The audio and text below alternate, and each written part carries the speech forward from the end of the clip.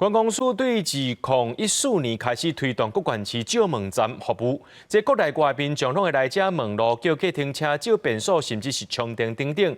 根据着统计，目前全台湾有623个借问站，不过6都内面呢，敢若台北上届借只有20个。台北市的关团局也要鼓励店家申请做借问站。 唔是个招牌，顶面写着借问站，意思就是借问一个意思。这间地行是台北市第一间政府有登记的借问站。店家讲，真侪美国、日本的游客会来地行问路，叫客人车、借便所，或者是讲借插头来充电。人客会使来遮装水啊，是借便所啊，是讲伊想要去坐车，阮会使叫客人车。 啊，阮嘛会甲伊报路讲去坐捷运，看要去倒位。美国人甲日本人上济。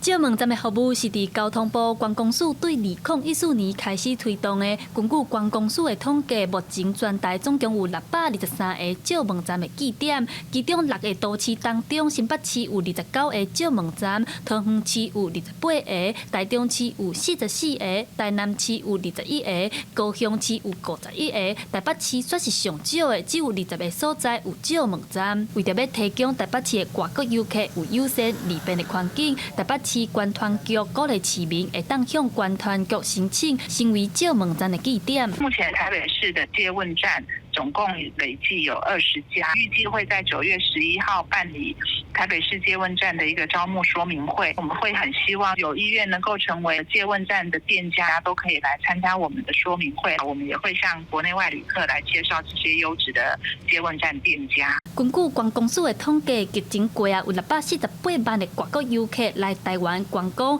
其中踮台北市佚佗的占上侪。为着要鼓励台北市的店头加入借问站的服务，关团局嘛会将申请借问站的店家放踮台北市的旅游网站，甲观光署的官方网站顶面，互外国游客知影会当利用来感受台湾人的人情味。记者陈阿选、柯敏哲台北报道。